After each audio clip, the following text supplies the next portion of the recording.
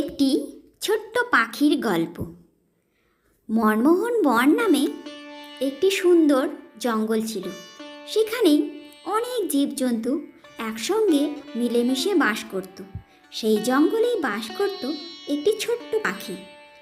সেই সময় ছিল গ্রীষ্মকাল, ভীষণ গরম পড়েছিল।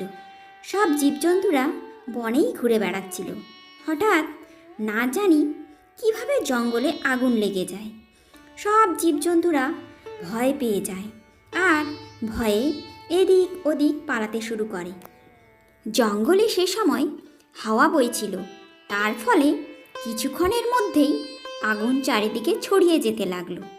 সবার প্রাণের ভয় ছিল, তার জন্য নিজের প্রাণ বাঁচানোর জন্য সব জীবজন্তুরা এদিক থেকে ওদিক পালাচ্ছিল। সেই সময় ছোট্ট পাখিটি দেখল জঙ্গলে প্রচণ্ড আগুন লেগেছে আর সবাই ভয়ে এদিকে ওদিকে পালাচ্ছে। সে উড়তে পারত।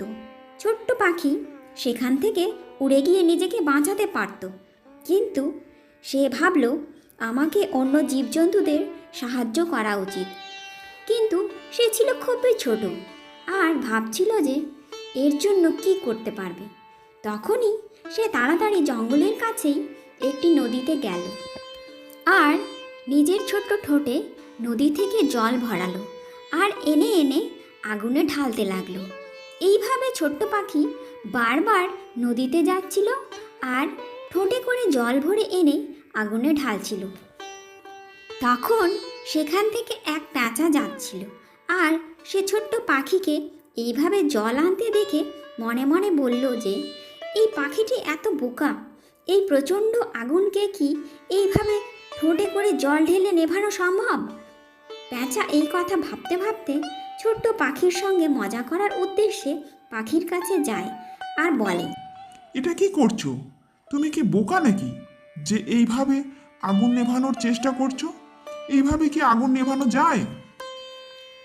তখন ছোট্ট পাখি অত্যন্ত বিনম্রভাবে উত্তর দিল, আমার এই ছোট্ট চেষ্টায় হয়তো কিছু হবে না, হয়তো এই আগুন নিভবে না, কিন্তু তাই বলে কি আমরা হাতের উপর হাত রেখে বসে থাকতে তো পারি না। আমাদের পক্ষে যা করা সম্ভব তা করা উচিত। চেষ্টাই সব থেকে বড় জিনিস। আমি আমার চেষ্টা চালিয়ে যাব, তাতে আগুন যতই বেড়ে যাক। ছোট পাখির এই কথা শুনে প্যাঁচা খুব প্রভাবিত হয়ে গেল আর অন্য প্রাণীদের উৎসাহিত করে ছোট্ট পাখির সাহায্য করতে লাগলো।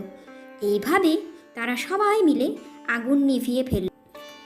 এই গল্পটি থেকে আমরা এই শিক্ষা পেলাম যে আমাদের যতটা সম্ভব চেষ্টা করা উচিত। আমরা জীবনের কঠিন পরিস্থিতির হার মেনে নিই, কিন্তু আমাদের সেই সময়ই সেই পরিস্থিতি থেকে বেরিয়ে আসার চেষ্টা করা উচিত।